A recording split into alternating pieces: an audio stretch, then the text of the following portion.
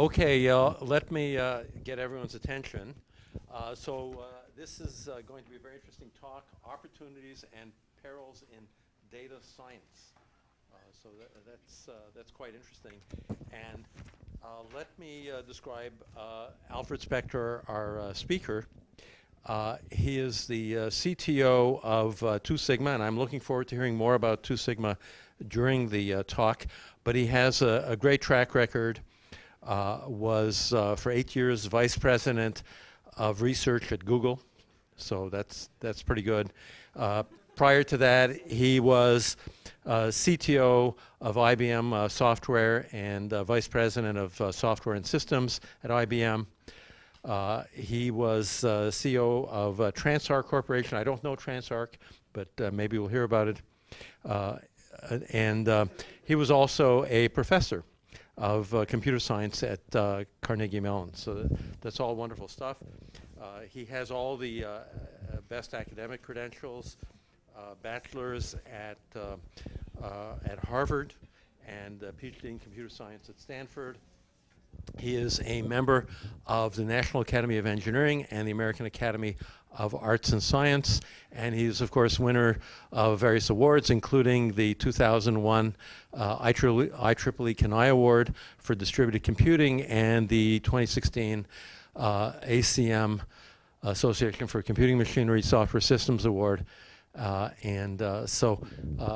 had a terrific background. He's going to tell us about data science. I should just mention about data science. It is, of course, a very big initiative here on campus, and also it has actually impacted my own family. My daughter just got her PhD in biology. She doesn't like biology. She wants to do data science. So with that, let's give Alfred a big hand. Thank you. Okay. All right, so there's always an enormous risk of people that have done, been in the field a long time and have a lot of credentials that the talks are just awful, right? So I have to somehow buck that. So I promise to try to buck that thing. These distinguished lecturers are they're really often awful because they're too general. I hope this one will not prove that way. So I am going to, in this talk today, tell you about what I think data science is, and give you the context of it in our field where I think it primarily came from, which is this great advance in computation is what's made this all feasible. Of course, I'm a computer scientist, so I view it that way.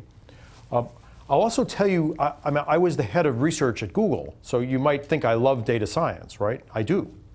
But there are a large number of challenges which unfortunately do not allow data science to be a panacea. So it's not the solution to all ills. I don't believe, for example, that neural networks are the solution to artificial intelligence either, as I was telling Dawn Song, and I think she was, if I can say, I think she was agreeing with me. I'm not sure I'm supposed to say that out loud. Is that okay, Dawn? Yes. It's okay? All right. So there's a huge amount of value in this, but there are challenges as well. And what I will conclude with is a little bit about the mitigations, although frankly, these are very hard problems. Many of you are young students, and you need to go fix these things, because they're not going to be fixed by 63-year-olds, because it's going to take some time and a lot of creativity that I don't think at least I possess. I do work for, at this point, this is the 5th chapter in my career, I work for an investment firm called 2 Sigma. Our mission is broadly to organize the world's financial information and optimize economic outcomes. We have investment portfolios of about $50 billion, and we do work in optimizing insurance, and we have a venture business and private equity, and we're looking at many, many more places where we can take data and actually try to create pricing structures and production schedules and optimization of many forms to make it more efficient, to sort of help capitalism work effectively is the goal. Because of that, I have to give you a disclaimer, because I'm in a regulated industry. The whole tech industry may find itself in this way in the future. So when you see Google talks 5 years from now, I bet you'll see some disclaimers, for better or for worse. This is not investment advice. These are my views, and if I use images and logos, they're not meaning that they endorse us or we endorse them. Okay, so what is data science? So I didn't find a good definition anywhere. I probably didn't read the right textbooks these days. But mine is that this has to be a transdisciplinary effort. And trans versus multi means really connected. That's what trans implies. You have to think about, it's not just you take some machine learning and you take an ethicist and you look at the problem separately. You have to look at it together. Clearly it involves CS, applied math, statistics, but I really think it involves the humanities and social sciences. And it refers to all the technology and processes, human and computational, because there are human issues involved in this as well, for the setup, capture, storage, and valuable use of large amounts of data with goals such as prediction, optimization, and possibly gaining understanding of systems. Although that gets into issues of causality, which are complicated, and I'll get back to that in a moment. So this is my definition of what it is. Now, why is it that, say, human systems are there? Well, if you want to go build some data science system, you have to actually have it fit into the way humans work, the way we work. So, for example, you might generate feedback buttons in a website so that humans will give you feedback on what the website is doing. That's just one example of it. Part of the reason Uber is in self-driving cars is they want to watch how their drivers react to things. They can gather huge amounts of data with tens or hundreds of thousands of drivers driving continuously. So that's factoring a data science-based approach to self-driving into a human system with lots of drivers and feedback and, frankly, the legal ability to monitor what they're doing. The scale is huge. It's really fascinating. Those of you that are young just accept it. Those people that have been around for a while find it just phenomenal. I was talking to Randy Katz this morning. He did computing in high school on computers which were so tiny in comparison to this, of what we deal with today, that it's really unfathomable. So Google's doing, from what you can tell reading the press today, about 5 billion searches a day. We're a small firm of 1,200 people. We store about 1 petabyte a month of data, which is not that trivial. The Synoptic Sky Survey, I really like this idea. You scan the sky continuously, and you do diffs from one scan to the next. And what's in the diff is what's changed in the sky. That's some celestial event. Now figure out what that means. What a lovely way of doing empirical work. And I could go on. The terms big data, I think, are in machine learning, are sort of the two most fundamental approaches in the storing lots of data, gathering it, et cetera. And machine learning is another sort of fundamental aspect. They may not be the only ones as time progresses. Big data, in my research on this, seems to have first been used at NASA Ames down the bay in '97 is when that strange term got coined, from what I can tell. And you've seen these data centers. These are what they all look like. I've been to the Google one. I'm sure the others look alike. There was no beautiful purple mood lighting when I was there, however. I don't know, Randy, you've been to these things. I don't think they need the purple mood lighting. The computers, we'd have to keep them happy or they'll take over. Elon Musk tells us that. But I think they need wine and candlelight, not purple light. There's a lot of air moving in those. It's kind of noisy because of the airflow. It's like quite a bit of noise. All right, now where does this come in? So I'm really excited about this slide. It's been something I've been talking about. So first, the field of computer science has been sort of expanding like this big sphere for a long time. So if you thought about what it did initially, you might have done code breaking and then maybe trajectories and then accounting, and that's sort of what the field did. If you looked at ads in the newspaper when I was a student, it was all for accounting jobs, working in COBOL on mainframes. And the field keeps growing, so it's this vibrant core. Well, it was based initially in mathematics, right? Clearly Turing and von Neumann thought about mathematical understanding of computability, what was feasible, what was not, the halting problem, all that stuff. And meant much more. Donald Knuth sort of is our hero in algorithms design, and great people here at Berkeley worked on the mathematical side of things. And then engineering. So engineering was the other part, because you could layer upon layer of abstractions in software You could build addition. With addition, you could build multiplication. It wasn't so efficient necessarily, but you could do that. And then with multiplication and addition, you could do Taylor series. And with that, you could do something else. And we build layers on layers. Imagine how many layers get called to do some graphics operation on your local machine these days. That's the essence of engineering. A bridge is the same way, except we have many fewer levels. We have a real advantage in computer science because the marginal cost of duplication is practically, or maybe is, zero. So once we design something, it's free to copy it.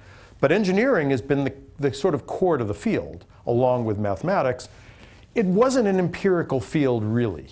It wasn't really based upon like the empiricism of the physical sciences or astronomy when you look up and say, oh my God, what is that? How could that be? It wasn't empirical until fairly recently. And that was a big change. And that change occurred for a number of reasons. First, systems became really, really big. There were lots of users that were providing data to systems on a regular basis. There was enough processing power and connectivity to sort of combine all of this stuff. You could do learning in these systems with all of this scale and size. By the way, this talk is on the web. If you wish to take pictures, feel free, but all you'll do is waste storage. There's a lot of value in empiricism in many sciences today, so you can actually do empirical work in biology and categorization and clustering. And there are many profitable applications. Don't underestimate the value of the almighty dollar in this. And I think two things technically made it also possible beyond that just growth in the field. One is that there's been very significant practical learning progress in machine learning since the 1980s. But it didn't really, there wasn't much before that. While there were a couple of papers earlier on, there was really nothing in machine learning until the 1980s of substance. And that's a big change. And then the web was the remaining addition. Because now, all of a sudden, everybody was connected and providing data at vast scale, like those 5 billion searches and all those search results that are going on. So we became an empirical discipline in my career. And I dare say we were not earlier. You can look at a Google Ngram viewer, a view of this. This is based upon the word usage in the Google Books corpus. It regrettably stops in 2010. But in computability, these are, and computing machines, this bottom set of curves, probably hard to see in the back, is sort of the mathematical basis of the field. It's a small number of mentions in the books corpus. Software engineering and engineering-oriented mention really grows with the field very early, and then machine learning happens later. That's the blue in the middle. And that's sort of how this, sort of my proof that empiricism happened later in the field.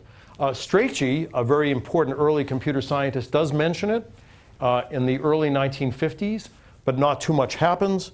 Alan Turing mentions it as well. He mentions it in this, the connection with the question numbered 4 above is to the ability of a chess machine to profit from experience. One can see that it would be quite possible to program the machine to try out variations in its methods of play and adopt the one giving the most satisfactory results. Which is a little bit what you see today in, say, the AlphaGo program that they used. There was clearly that aspect of what's going on in reinforcement learning. But these are sort of exceptions. Arthur Samuels is another exception. He used machine learning to learn to play checkers in the late 1950s. But mostly it wasn't. I mean, Dijkstra said, testing shows the presence, not the absence of bugs. I would be very interested, it would be very nice if Dijkstra were still alive, to see what he would make of all of the deep learning stuff, which I think he would find quite frustrating because of its lack of grounding in mathematics. Sure, we did performance evaluation, so I remember using the prof command in Unix when I was in college. I'm sure there were things earlier than that. So it was a little bit.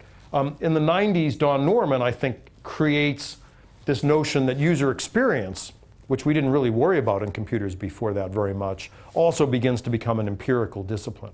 So how do we develop things where you don't have to read 600 pages of a manual before you can read and write email? That we would have assumed you had to read the email manual before you could use an email system back in the 1960s or 70s. So in any case, I think empiricism is the biggest change in our field, with the exception of Moore's law, which is driven, sort of is the gift that keeps on giving to everybody. All right, so now let's move to data science. quickly. So there are just a zillion issues where machine learning at scale seems to work. And you know them all. This talk was originally given for the Informs audience, operations research, so I spent more time on it. I'm not going to now. Usually, whenever we put in at Google, when I was head of research, when we put in a machine learning system, after there had been some heuristics that programmers had used initially, we got a 10% improvement in whatever it was we were looking for. So, if you were looking at optimizing YouTube watch time or maximizing it through recommendations of YouTube videos, if you started doing some machine learning, it didn't make any difference what it was, frankly, it was going to do better. And wherever we did that, it worked for a very long time. So my best example is spelling correction. So it's still the case that in almost every audience, I won't ask here, everyone thinks that spelling correction is done because of trained linguists that understand the typical spelling errors, right? That Brits use S's, we use Z's in this country, that people confuse I and E and get them in the wrong order, that people shift their hands over to the left a little bit on a keyboard or right, and that someone's have figured this out, and we have algorithms to go do this. And that was true a long time ago in word processing systems, that they did do that. Dictionary did dictionary lookup on words. The reality is this is sort of the perfect machine learning problem. And it's all done with essentially no human beings, and with 6 billion searches a day, and the ability to detect the right spelling based upon people clicking on a search result, which has that spelling in it. You learn so fast. So think of Barack Obama when he ran for president. No one knew the spelling of his name. Right? It could have been, I don't know, I would have guessed B-A-R-A-Q. I don't know, right? That's possible. So probably, Google probably learned that in minutes because there was a Barack Obama website, and people, like all of us, would come up with a few possible spellings. The third one would just work because we lucked into it. And Google would say, hey, they click on that search result. And probably by midnight that night, Google had learned to correct Barack Obama's misspellings. And it's a wonderful one. Why is it wonderful? Well, there are no ethics issues. No one's really angry that Google has a monopoly on spelling. You're not worried that you didn't get paid for contributing to the correct spelling of Barack Obama. So you don't feel taken. You don't think Google's making a mint off of your back. Right? It's a great example. And there's even more. You don't care about why it works. And if it works wrong, it's even okay. We'll get back to all this in a moment. You probably all know, because you've all taken or on the list of wait list for machine learning courses, this is the way these things work, right? A user talks to a server. The server has a log of every impression that it provides to the user and everything that the user types to the system. There are other things you probably get as well. Those go into some long stream of data. There are other databases that might tell you about prices or ontologies of information that are there as well. This joined information goes into some learning system of some form, any form at all, who knows which one. A model comes out. The server consults the model as to how to work. The feedback occurs because the server is better for that, so more users use the server, and you get this virtuous circle of more and more use. This is itself an interesting question. This is a potentially risky unintended consequence of the whole thing because maybe it promotes monopoly. That's what a lot of people are concerned about these days. And then you do need analysis tools to understand what's happening. So you can't ignore that. If you just do this without looking at what's going on, you can get into big trouble. And companies have gotten into trouble. We'll get back into that in a moment. All right, so another example of this that I think is an interesting one is music recommendations. So one approach to music recommendations are learn from what others like. So if someone likes Mozart 41, and they also like Beethoven's 7th, and you like Mozart 41, maybe you'll like Beethoven's 7th. And that's pretty good. By the way, it only works when you have users, so it's difficult to bootstrap that. But that's the Netflix approach. It's clearly good for music, and the music recommendation systems use that. A second is you could look at the connections that you learn from looking at the corpus of metadata about music. So you could learn that Mozart and Beethoven lived at about the same time and met each other. You could learn that, that they're considered classical. You could learn that, you know, Ringo Starr was in the Beatles, and then he went out on his own and did some other songs and many other things. That graph of information is useful, so you can follow that graph and make recommendations. That's something none of us can do individually because we don't know everything, but a computer is really good at that. That's another approach. And then you could look at the raw data of the signal, and you could try to make sense of it. And see, you can see beats in the signal, right? You can see amplitude enhancements in certain places. You can see fuzz and whatever you might call it, the timbre of the music. So that's another factor. So another aspect of these systems is to use ensemble to go make these kinds of predictions. So combine many things together. And that's another example of this. This is potentially more worrisome because maybe it, you know, it's hard to know whether it's picking the right winners, if you will, in recommendations. But it's another very clear example. One of the reasons I like to give this one now is I work at a financial firm, and we do similar things in trying to figure out a stock price, what it should be. So we can do collaborative filtering, which is, hey, if everyone is recommending XYZ Corp, it might go up, right? That seems plausible, right? Everyone's trying to buy it. The buzz is good. That's one approach to investing. Another is to know the details of the industry that XYZ is in and look at the fundamentals of that, right? Understand that. And a third thing is just look at all the stock prices. Some people are so-called technical analysts, and they look at all the wiggles in the stock prices, and they can figure out something perhaps through, you know, latent signal underneath all of that that indicates how the company is doing and what it's likely to do, particularly probably on a short-term basis. So an ensemble of those things can be the basis for an automation system for deciding on stock valuation. So it's a good example of this. And there's zillions of areas of applicability, right? The whole talk, you'd all be like dead if I went through these things because you'd starve to death. So what are characteristics of successes? So think of spelling again. Why does it work? Well, there's a coherent repository, the search history, to look at. It's really easy. I mean, it's actually tricky because the search history is pretty delicate. You don't want to like lose it to the public. You have a clear objective function, right? You know what's good, right? The right spelling is good. And it's very clear. It's not always perfect. There's occasional variation in spelling, but it's pretty close to perfect. There's a very low cost of mistakes. You could have a misspelling up there. Note the misspelling. And no need for transparent reproducibility, right? You don't have to actually give the data to someone else and say, do you come up with the same spelling error? We're not like publishing a paper on medicine. So Google can keep all of its search logs completely private, and you don't care about that in this instance. There are a modest number of signals. It's not that intractable in terms of the size of the machine learning. Some problems are.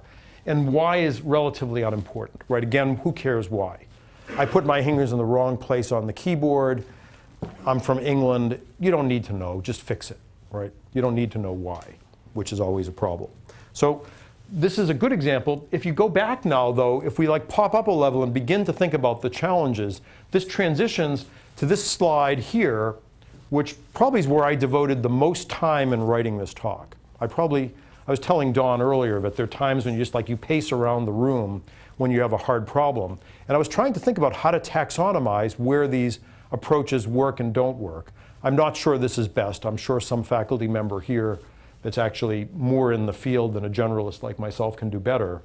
But here's how I did it, for better or for worse. So first, if there's a clear objective function, it's much easier to do good kinds of optimization and prediction, right? So spelling correction is a very clear objective function. Second, if the objective function is contentious, it's harder. So here's an example. Targeted advertising is a complex objective function. We could probably get you, when I was at Google, to click on an ad at will, but you'd be really angry about it when it was a bad ad.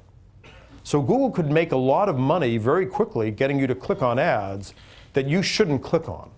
So there's enormous pride in that company to try to give you good ads. That, believe it or not, the company gets probably some bad press these days, but there's really an enormous amount of effort to try to do that well. And that makes sense if you're looking at the long-term customer satisfaction of the company. But there's also the balance of trying to make money in the near term, right? Google is a corporation that's for profit. So how do you do that? So that's an example of a complicated objective function that a lot of time can be spent trying to optimize. And the same thing could be true of recommendations. Another topic I thought about is getting into the issues of correlation versus causality. So again, with spelling correction, correlation's all you need. But when you get to places where correlation might be enough, but it's not forgiving if you make a mistake, then it gets harder. So for example, medical diagnosis might be okay to have correlation. And you don't need to know the underlying cause.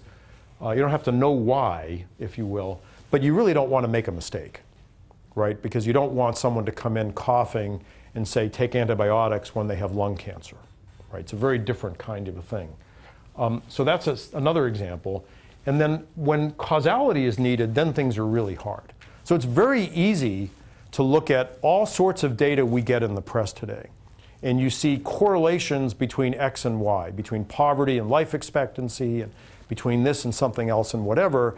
And it's very easy to just say, well, this is the cause of that. In fact, we're naturally biased towards that, I think, as humans.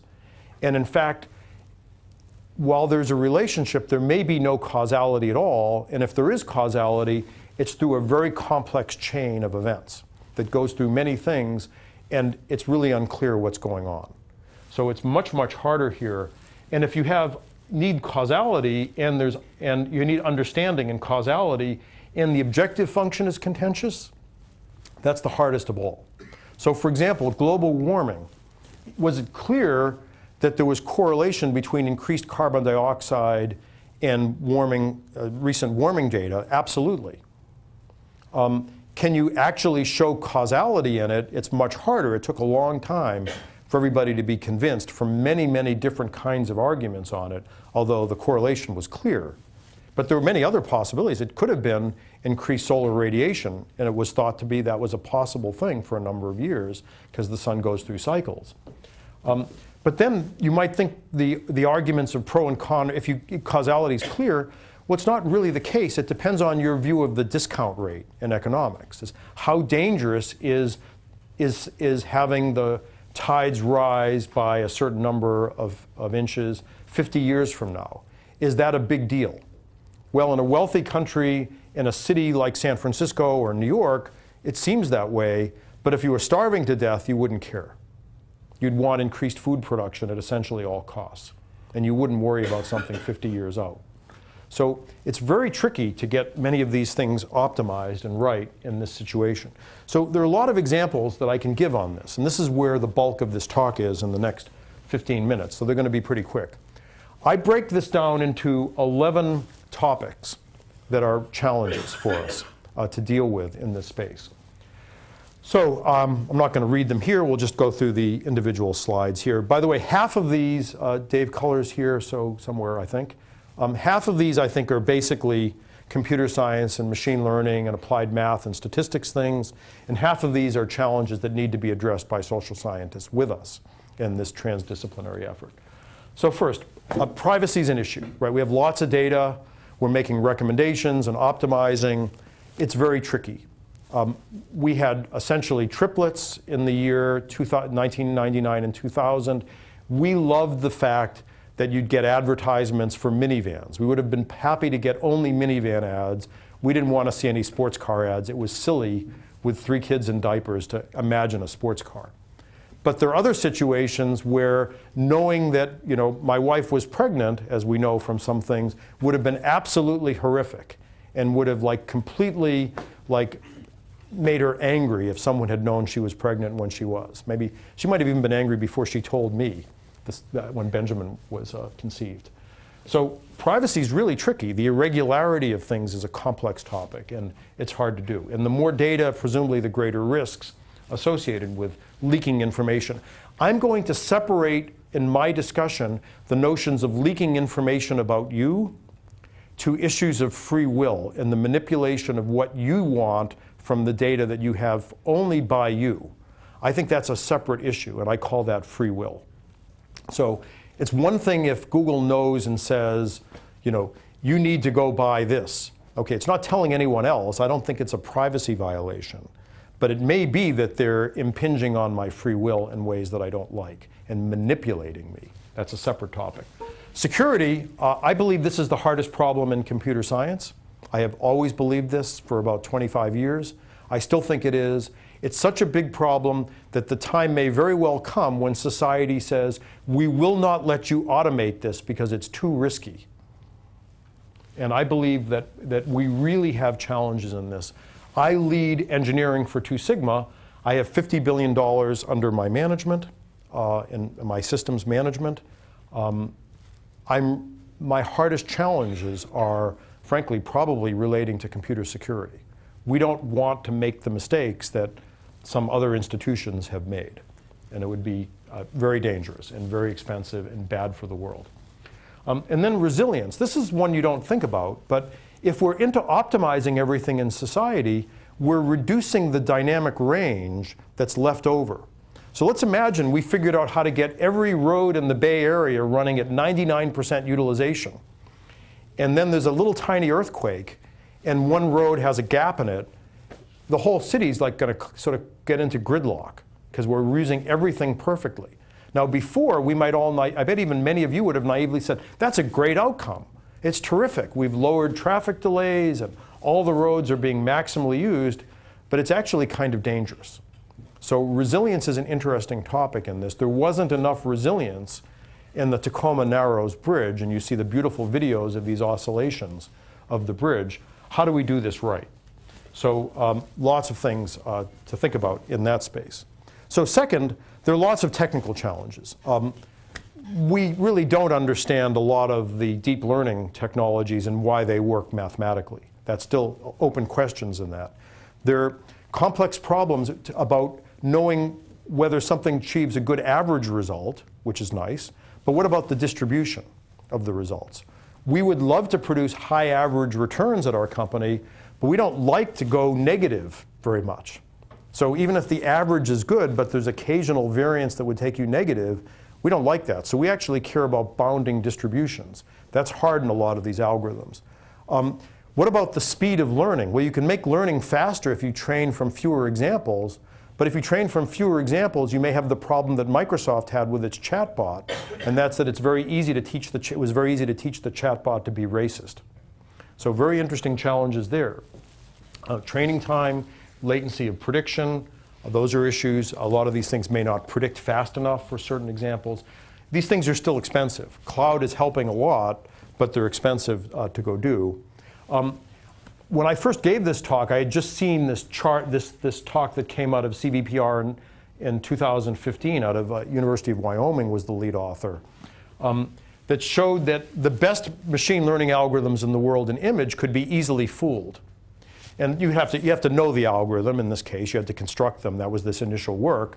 And they carefully constructed images that would be charged as being highly likely to be what was predicted. So these were like high confidence predictions. That's a school bus, as you can tell, right? And you can see why some algorithm was expecting to see yellow and black, but geez, even a 2-year-old would say that's not a school bus, right? So these were other examples. I saw just, not because I was preparing, just looking around the web. I wish I had time to read everything I find. There's just another paper now that's being submitted to a conference on synthesizing robust adversarial examples. And I believe there's work going on here in this space as well. So this is a very interesting set of examples. You might think it's foolish, this won't happen, but it might happen because the world's not a nice place. So I heard the story that apparently there's some kids in the South Bay holding up stop signs, and Google self-driving cars are happily stopping. So I could not find a reference to that. So if anyone finds a reference, I'd like to see it. I could not find the news report on that. But it's such a good story. It's a good urban legend anyway. I hope it's true. So another problem is problematic data. So problematic data is a big problem. If you learn from bad data, you're going to get bad outcomes. So a lot of things I could talk about in this. It's sort of almost obvious. I'll give you 2 kind of examples of this. So one is and this was an example I gave to some potential interns that I spent time with this morning. So I was at IBM Research. I led IBM Software Research. I had one of the world's best operations research departments working for me. And this was after IBM had sort of made a lot of money, was beginning to have problems. And I'm saying, why do I have an OR department at IBM? Where's the financial value to the company? I have to think about that at that point in IBM's career. And I said, look, we have all these customers. They need optimization. Why don't we send them out, find really interesting optimization problems? They'll be happy as applied OR people. Our services team will be happy. This makes sense. So we sent them out to work for with Boston Coach, which is a limousine company that has cars all over the Northeast. And they're big and good. And couldn't we do a better job with car scheduling? So this is like Uber way early at a much smaller scale. It was a good project, good idea. The team comes back and they're not happy. Why? You solved the problem. It was great. You had like the services business is happy. You did operations research. Why are they not happy? They spent 95% of their time getting the data. Well, you know, car locations weren't accurate enough, and drivers weren't where they were supposed to be, and the names of the passengers' addresses weren't right, and we didn't do anything. It took us all the year to get the data right, and then the optimization was easy. So, in fact, that's true. So that's one problem with problematic data. It's particularly a problem if you're going to do like data in healthcare across multiple sites, because testing results are different and they're biased in different ways, and you want to combine data that's not like, and doing statistics on that's bad.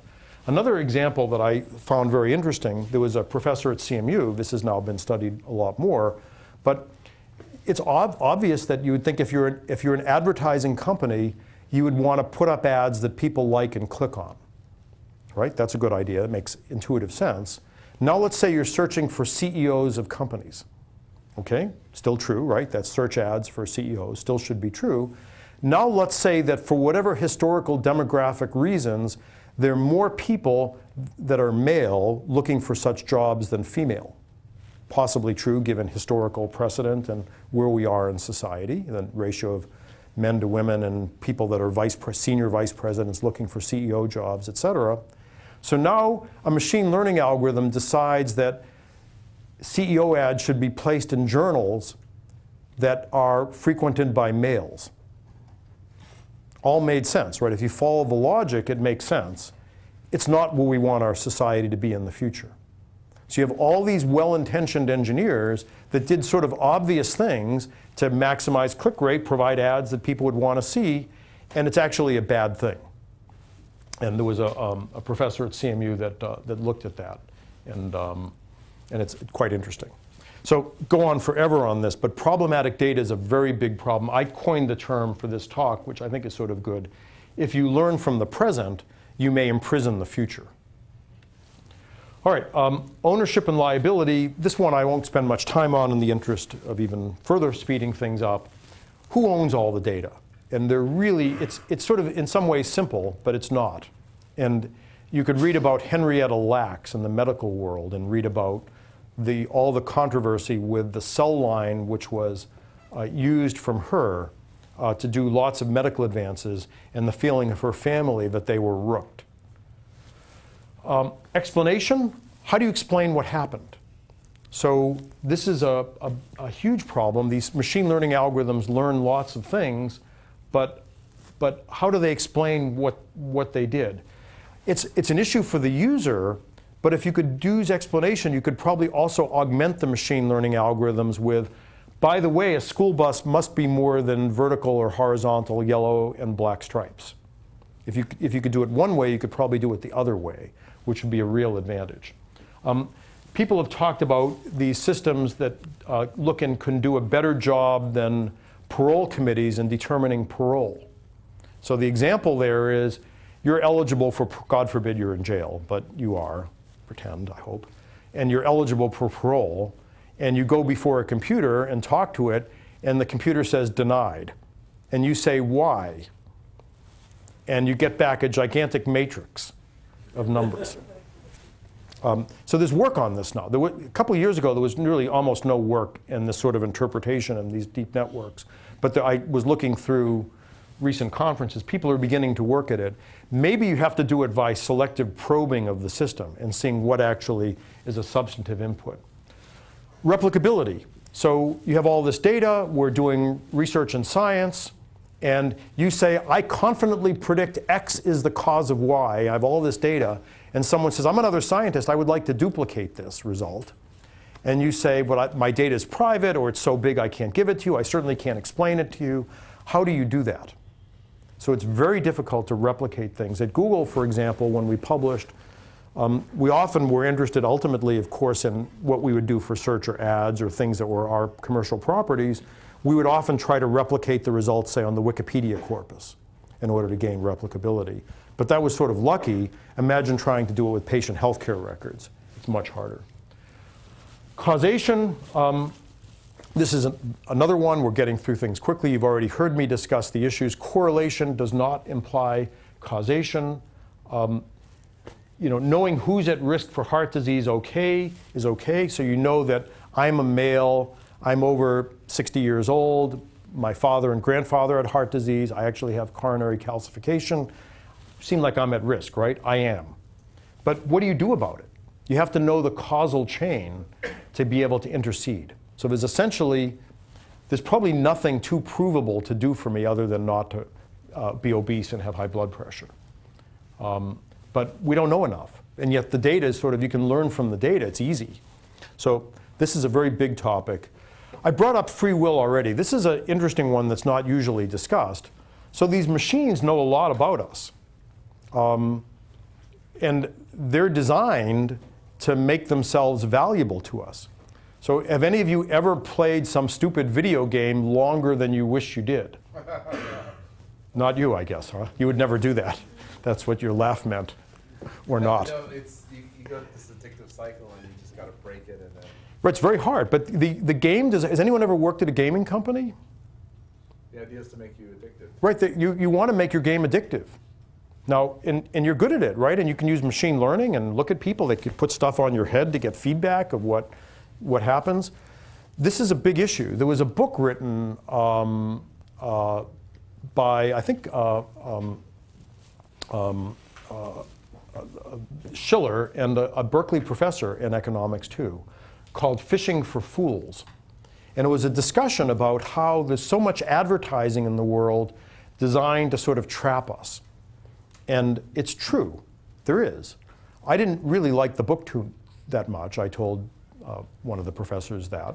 But I like the topic. I don't really know the solution, to be honest. I don't want the government to say bottled water is bad because it's environmentally unsound and it's unnecessary when you have water from the beautiful water of the San Francisco Bay Area. It's a complete waste in every regard, particularly if we import it from across the Atlantic, which we do sometimes. But you really want to ban it. Who do you want to say whether you should watch a cute cat video or not? Right? It's kind of fun, but might be a waste of your time. Maybe you should be working on a paper. I don't know. But this is a really tricky issue. So I think it's a complicated problem. I could talk about this for a very long time in this one here. People are beginning to think about this one too. People are beginning to see, well, I can get people to do this, but are they really happier? So we have to think about broader metrics of what constitutes human happiness in this stuff, in our systems. Society does not understand big data. So the best example I can give is that everyone knows that there was an airbag problem, that there were some engineers which did not fully disclose the danger that airbags might have if they got old. Well, those engineers were thinking, well, think about the overwhelming benefit of these airbags if we build them cheaply. And if they're just a few deaths in comparison to thousands of lives, it's a reasonable balance. They made a mistake. They did not disclose things right. But the number of deaths on this is about 10 to 20 in the United States so far. So by normal public health things, this is a tiny effect. But no one, you ask people in the country, just go around, everyone will say, oh yeah, zillions of people died because of exploding airbags. This is a very small problem. It's very difficult to understand data in the country. And that's part of the reason that all this fake news is so extreme. You can prove almost anything you would think from availability of data today. So if I'm a journalist and I want to write an article backed by data, I can do a Google search, I can do something. I can get you some data that's probably true that you would think is indicative of my point. I give you lots of examples, and it's just not. But the journalists don't understand, and the public doesn't understand. So in fact, we're not adding to societal understanding with this. We may be confusing the hell out of everyone, which is really sad. So if there are any does Berkeley have a journalism program? Oh, great one. Great. We need them here. And they have Frontline down the wall Frontline, so it's world class. Objective functions. What's the right objective function? So we want to optimize things. What is the I've already alluded to the issue with advertising, that it's an interesting objective function, but there are many more. Even at Google, I remember thinking, well, gee, if we optimize traffic routes, how could that be anything but bad? We minimize delay between point A to point B using Google Maps, because that reduces time wasted, increases the capacity of our road system, it reduces carbon dioxide emissions and fuel consumption, and well, of course, Google is now, and Waze is now, taking people off of highways when there's traffic congestion and routing them by side roads and people's houses. Those people don't like that, right? And they're now putting up obstructions on the roads and complaining about this. Or standing with stop signs. Or they could stand with a stop sign and stop it. It's an interesting problem. How do we get the right consensus? If we can build let's say in this room we solved all the other problems, can we gain a consensus? So let's say in education, right? We believe in data-driven educational outcomes, all right? So let's say we do that and we have great technology and we have $1 million to spend in a school district. What do we and we can quantify our interventions. We can quantify them to the parents in the school committee. Some of the parents want us to raise more children that can get into Berkeley. And we know that's only a percentage of the kids that can do that, say. But we're going to increase that percentage some. Others want remedial education to help the kids at the bottom of the educational bracket do better. And we can quantify this. We may actually cause war in the school committee once we quantify it. Today, people say, let's spread the money. We'll do a little of this. We'll do a little of that. But if you could start quantifying things, it could be really dangerous. And you might actually succumb to the desire to play God. Once you could start quantifying outcomes, you could say, well, you'll live longer if you eat less than this much of that per day. That's what we desire to do. And let's go decide that in Washington, and we'll tell everyone. And I think some of that actually has affected politics already. Last comment is differentiated benefit. And this was one I added after my Informs talk. There was a book written by this guy named Michael Young in the late 1950s. Isn't it interesting that a CS talk with some references to the 50s in it? I was 4, by the way, for reference. I didn't read it then. The book is called The Rise of Meritocracy. He defined merit as sort of intelligence plus effort. And we would say merit is, for whatever reason, you're good at something. Okay? It's not that it's unfair. You haven't been you're not given something that you're not good at, but you're good at something. Maybe you're lucky you had parents that, forced you to do calculus when you were in high school and taught you words and made you read, not watch the boob tube or whatever. But you are good. You're good at what you do. So he defined merit as that. And this was in the tradition of President Conant at Harvard, who was the lead behind, I believe, getting the SAT set up. He didn't want the Ivy League schools to just be for the kids of the rich people, the Boston Brahmins and whatever. He wanted it to be based upon who was pretty smart and could know vocabulary and learn to write and could do math and reasoning and whatever. So the SAT was brought up as a basis of meritocracy in America. Okay? And we've accepted this. Now, interestingly enough, Michael Young's book was a satire. He viewed meritocracy as dangerous. And the reason is that England at that time was more of a hereditary aristocracy, but it was looking west towards America, which was booming, and said, we got to copy that. And this sociologist says, well, taken to the limit, is that dangerous? And he writes in his book, I won't give away the book, but it's dangerous. You should read the book. It's about 100 pages or 200 pages. It's pretty short. So he actually was very surprised that everyone adopted his term, new word, meritocracy. He made up the word, said, this is what we aspire to be. Almost every startup will say, and we aspire to be a meritocracy where we reward the best employees with the et cetera. Give our best employees the opportunities to do most. We all probably agree in this room, more or less, that we like that. Well, here's what may have happened with all this computation. We may now be giving too much benefit to the meritorious. So the example that we see is, is it possible that 25 of us in this room could automate significantly, at least, truck driving across interstates in America? I believe that's true. I believe we could extend the ability of truck drivers to drive a much larger number of hours per day safely. I don't know if we could do totally autonomous, but we could do that. If we could do that, we might automate 2 million jobs. There are 4 million truckers, I think, something like that. We're very meritorious from an efficiency perspective. Do we deserve 1/4 of their salary? Seems iffy, but that's undoubtedly part of the reason you guys are at this talk and doing things, because it seems intriguing to you that that might be true. Anyway, I think we have to deal with this. Will CS and data science engender too much concentration of wealth? And what if CS and DS are, in some sense, too much of an advantage? So this is something we all need to ponder. We're lucky. We're very lucky. We have to think about what to do about this. And there's no obvious answer. It isn't the case that giving away money is the answer. It isn't the case that putting caps on salaries is the answer. We don't really know what to do. We understand the meritocracy world. Clearly, we should improve educational opportunities for everyone. Whether or not that's enough, I don't know. So lots of societal challenges. In my business, there are lots of interesting topics in this as well. There are many opportunities for this.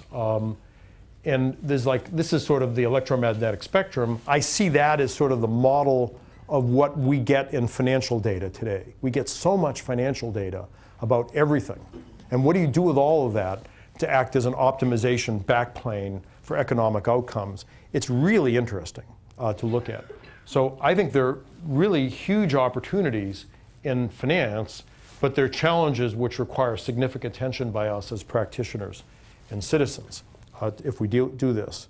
So what do you do to mitigate this? Well, I think we all need a deeper and broader education around these things. I think that many others outside of our world have to be thinking about free will, ownership, liability, objective functions, privacy. As computer science people, we need to think about the security aspect. We can't brush it under the table. Resilience scale, explanation, the technical challenges I mentioned, like distributions and data.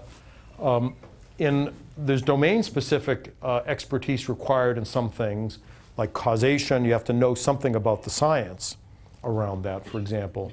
In finance, we need a lot of perspective. Finance is a highly regulated industry. It's an industry which can cause damage, as we saw in the financial crisis. We have to be very careful in this space. So I believe that's all I really want to say. I would love to take questions if you would for like 5 or 10 minutes. I would be glad to take them. Thank you.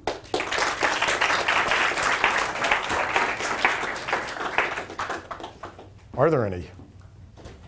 Yes, a question back there. Yeah, so I'm curious. Many of us came here kind of wondering how you spend or what you think about in your day job as CTO. Many of us here because we wonder what you do, what you think about it in your day job as CTO. And I'm not sure whether you just told us 100% of that in a very smug way, or whether this is 10% of your job and 90% is a lot of other stuff. So. Okay, so maybe this is, I'll answer the question in two ways, because there are a lot of young students here in the room as well. So if you're a CTO and engineering leader of an organization of any size, you do many, many different things. So I have 600 plus or minus employees working for me. And you do everything from thinking about the culture of an organization. How do you get people to want to work together, to enjoy their jobs, to get promotions, compensated correctly, have jobs that they want to go do?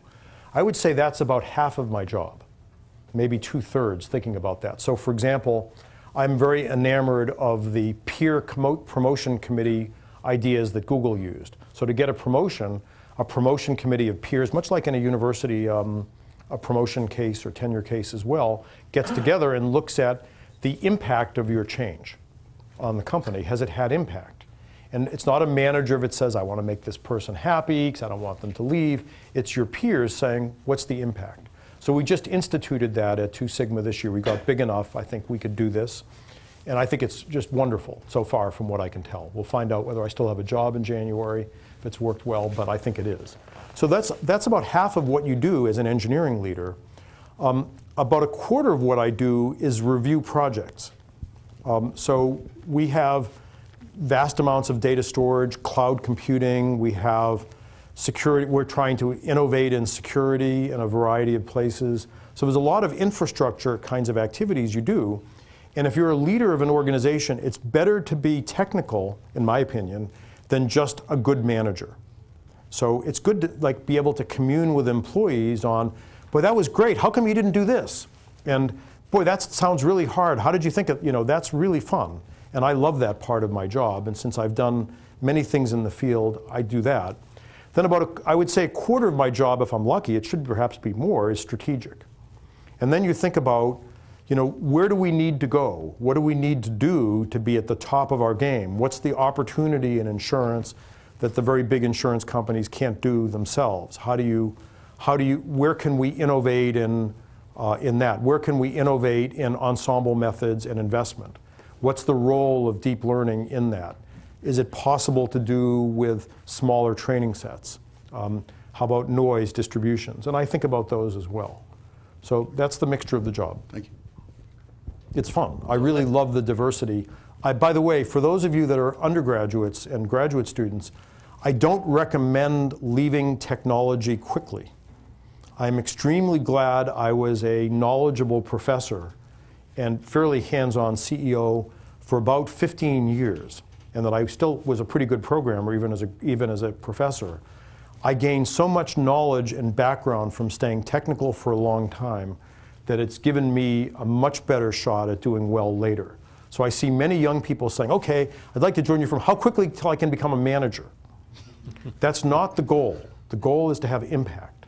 And you may have more impact doing really great technical work. Now, I'm not saying we don't want the other, but a lot of us feel that this millennial generation is sort of rushing things a little bit too fast. Even pretty senior people like me spent a lot of time doing lots of programming, for example. Okay, let's get a question from a student. I've intimidated. Oh, here's one. Thank you so much. Thanks for the talk. Really He'll give you a mic. Sure. Okay, thank you for your compliment. I'll give you a payment later for that. No, I can't do stock tips. Plus, you wouldn't. I don't actually know how to do that even. Yes. So you think you mentioned a few times that you said you were a generalist. Could you elaborate on what that means? Well, so this is another aspect of it, and this might resonate with those of you that think the data science program is a good idea, because I do. I think to do a good job as a leader, you have to be interested in almost everything. And that's true whether you're leading a computer science department, say as Randy has done, or creating a new program, or in fact building a new product. You have to think very broadly about what's valuable, how are people going to react to things, what's the right cost versus benefit trade-off set. You have to think broadly about things. So I was definitely a generalist in college. I took Greek literature courses in English, I must say, and I took lots of philosophy and mathematics, and I did do a ton of programming. I didn't do as much music as I wish I had. So if I have regrets, it's that I'm not a little more diverse in my undergraduate education. But I think all these things really come together. You will be, I believe strongly that even those of you that are looking to work at my firm or Google or whatever, yes, we want you to be really good programmers, but I think your careers will benefit long term from the diversity of partaking of the great things this university has. No one paid me to say that. Yeah. Now, you've told us about the tremendous change that's coming from machine intelligence. Mm-hmm. And anytime you have a big new technology, it's going to impact society, and there are going to be lots of problems. And you gave a list of all the problems associated with that. So we had a speaker here 2 weeks ago who was a little more on the hardware side, but he started his talk, he said, I envy you students because you're at the beginning of the age of intelligent computing, and everything that came up to now has been dumb computing. And I said, oh my God, he's swept under the rug everything that's happened during my lifetime. And my lifetime's about the same as yours, Right, so I that's find right. this insulting as well. yes, so this was Were you very- here? Were any of you here for this talk? So maybe No, some maybe of them not. were, but Maybe it was more hardware-ish, There's yeah. a question here. Okay. Okay, yeah. So I was willing to grant up to that point. I was willing to grant that maybe this stuff is so big it's going to be half of computer science within 5 years. But he was saying it's going to sweep everything away. So I want to get your assessment. How big is this? Machine learning and data? What your topic? So Is it going to be all of computer science? Is it going to be half? Is the old computer science going to be sort of like left behind? 90%, someone Yeah. said. So look, I think, maybe I'm old-fashioned, and I did really good on the algorithms qual at Stanford in my PhD program. There's still algorithms inside of these things, right? So these machine learning systems have, we call them algorithms still inside of them. So I do not foresee that we give up on analysis of algorithms and understanding software and programming methodologies and software engineering. I suppose maybe if Don's programmed to have computers write all programs and give up, right? They're going to write everything and that's done. But that's a long way away, I think, before they're going to write all. So the whole field of software engineering is a huge field. That just doesn't go away. We have these complex edifices of software layer on layer, and we have to make them work and work reliably. That just doesn't go away for a very long time. My firm, we don't call ourselves an AI investment firm. We're an algorithmic investment firm. Some of our algorithms may use deep learning, some may use boosting and kernel methods, some do linear regression. We're going to do hypothesis generation. We're going to do investigations that's not hypothesis-based. What I think it's really the case is that computing is ever more prevalent, but we're going to admit to many, many possibilities in this. Furthermore, I really do believe that we have to get our arms around large ontologies, knowledge representation structures, and inferencing for everything to really come together. And I don't think we know how to combine these things. I refer to that as the combination hypothesis. My old boss at Google, Alan Eustace, we'd probably be glad, he told me he thought the deep learning stuff would be enough. I told him I thought we have to combine a lot more things with it for it to be enough. And the two of us will be on rocking chairs. We're good friends, and we'll be 90, I hope, and we'll have a couple drinks and decide which of us was right. What about a number between 0 and 1? So in 5 years, will this be what percentage of computer science? And all those things, yeah, bring them in. Let's have all the. I don't know how much you I could only give you this as an example. I think in a good undergraduate computer science curriculum, these empirical things for a computer science student should only really be somewhere around a quarter of the curriculum at most. Okay, I think it's a lot, by the way, because there's still you have to learn algorithms and programming and abstraction and Yeah. So my guess is a quarter. But look, I'm over the age of 60, and what did Abby Hoffman said? Don't ever trust anyone over the age of 30. So I'd double that. So Okay, let's get a question. Well, it's obviously not. yeah, a lot. Well put. Thanks. Great talk. I was really interested by the ethics considerations that you brought up in the end, and I wanted to ask you specifically. I mean, some companies have gotten some flack for not necessarily putting enough thought into the ethics considerations and the consequences of their actions. And I think the example that you gave about gender bias with Google advertising was interesting, partially because they were concrete manifestations that could be measured outside by university. Not everything's going to be measurable like that. Yep. And there's a clear sense of right and wrong. Like gender bias is obviously wrong, but again, that's not always going to be the case. So I'm curious to engineers or people that are doing startups or companies in the future, what are the right processes to be evaluating the ethical decisions that you make, and maybe some examples of how you've addressed that in the past at Google and Turing? Yeah. So the first thing is that, in my opinion, and remember, I'm somewhat of despite my being critical, I'm sort of an interesting speaker in that I'm critical, yet I was an insider in these companies. I actually like these companies. I think they're overwhelmingly well-meaning organizations of well-meaning folks like ourselves that are there to do well.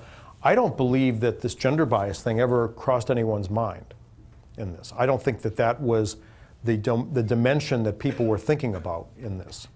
And for example, when Microsoft built its chatbot that learned racism, I'm sure those engineers didn't want it to do that. They were trying to go be competitive with Google and Facebook and Amazon's Alexa thing, and they thought they could do it. They had better technology, and they just hadn't thought about, they sort of made a mistake, I think, on that. So I feel a lot of it is that way. Now, that being said, I can still answer your question. There are things we should go through. First, we should train ourselves on the pitfalls of these things. Second, there's going to be cost-benefit analysis. If you build a if you build a system which on cell phones tells people where to vote, okay? Here's an example. So let's say you have a cell phone app that comes with on Android or iPhones and whatever, and it says, here's your voting location. This was yesterday, right? It was a voting day, at least where I live. Here's your voting location.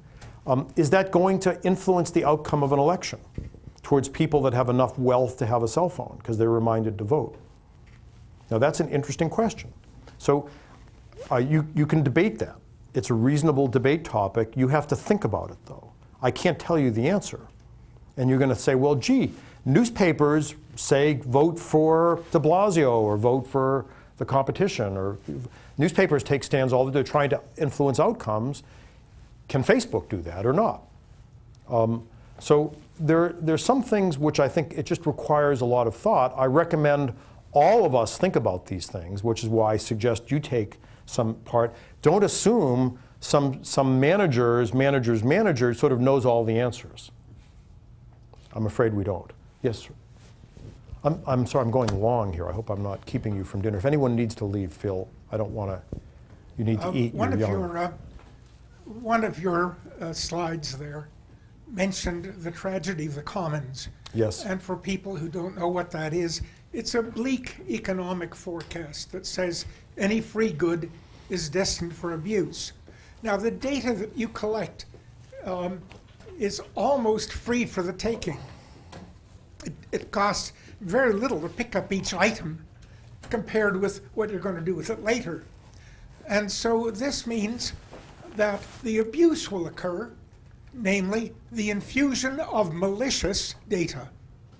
It will be repeated frequently because of Joseph Goebbels' thesis. Any lie repeated often enough is destined to be believed. How do you defend yourself against that?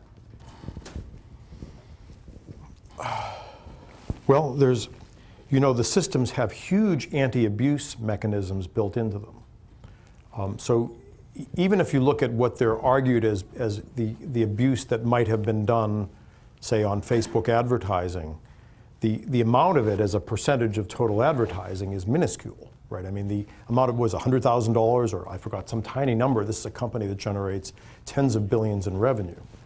So they're anti-abuse mechanisms. For example, you look at the log data of where information is coming from, and there's machine learning applied to that to look for abuse patterns. So I don't know if you can catch everything, my friend, but the desire is certainly to do that, and the companies know a lot about it. You can't just put up a website and assume there'll be no abuse. There was nothing that we ever did at Google when I was there that wasn't taking into account abuse on day one of the release.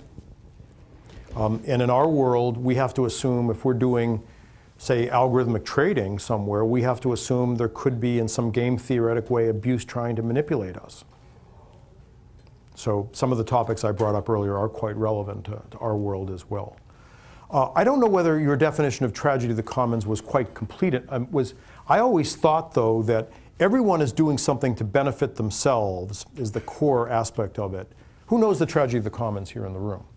Okay, so most of you, but I really thought of it, I always thought of it this way, and that was the example in my talk. There are 100 cows on a common, right? They're all generating a liter of milk per day. Someone wants 2 liters of milk, so they buy another cow, but now they're overgrazing. So everyone else is disadvantaged because now the other cows are only generating 0.98 liters of milk. So total milk production has gone down, but the guy or gal who bought the second cow actually is relatively happy. So they have 1.96 liters of milk as opposed to 2, but that's pretty close. But society is starving slightly more. So it's a little bit more specific than just if there's something free, it will get abused. This case here, there was a clear rationale to the individual for abusing it, not that it just benefited it wasn't the common use that was getting it. I don't know if it's different or not, but we could discuss it. Okay. One last question. So you spoke a bit about free will. When you can use data to make a product more addictive, I was wondering if you had any thoughts on how do you balance making your product addictive enough that it actually gets used, but not so addictive that you negatively impact your users. How do you make a product that's the right balance? I think, as I said, I think we have to start studying longer-term behavioral, longer-term feedback from users about things. So it would be easy to argue. Look, I had teams that recommended YouTube videos, right? And that was a team I had that worked for me that was involved in providing signals and recommendations. And we would say, we recommended more videos. People like it. They're clicking. We weren't thinking about making it addictive. That word never came up, honestly. We're saying, look, we're managing to find out of all these billions of videos, the new ones that will delight someone. And they clicked on them, we delighted them, right? They were long clicks, so to speak, and they stayed with them. So we didn't think about it. But I think the thing now is to actually begin to think more broadly. I have an idea here, and that is, this is perhaps an interesting idea that you could do research on. I will not have time, I'm afraid, to do this personally. What if we could give the systems objective functions that we wanted them, that were tailor-made to us, or that we could buy from Consumer Reports or Good Parenting magazine or whatever, and the system would then optimize in accordance with our personal objective function. And that might be a solution. So here's the reason why that's hard. So if a Google or a Facebook or anyone admitted to being able to do that, and there'd be a competitive market, right? Maybe parents that really want their kids to go to Berkeley they'll have to go use this one that doesn't allow much cat video stuff, and if you want happier children, you get to watch cat videos, but you won't go to Berkeley. So it's okay, right? That's you don't have to go to Berkeley to be happy. So maybe that's good, but the bad is, once you do that, then you allow for governments to say, well, I want you to use my objective function. So let's say you go to a repressive regime, and they say you may not talk about any videos that do A, B, and C. Now, so I think the reason why, even if I could implement this as a leader at one of these companies, I would be concerned that that would be used as a repressive censorship mechanism by societies that my liberal values, and maybe even the liberal values of my home country, would not like. So I urge you, as you think about all this stuff in the press, keep a pretty open mind. I'm not a privacy fanatic. I'm not an anti-big thing. I just think we have to think and balance these issues, because what I said is a big one, right? There was a reason that Google, I think, refused to do censorship in China. I think it was done not because they didn't like Chinese people or whatever. They really felt it was against the core values of the firm. And I think they sat out on a very big market opportunity that Baidu was able to take. So these firms, there are many conflicting goals in doing this stuff right. But I still think there might be something around the idea if you could figure out where to go with it. So thank you again. Yeah. Thank you.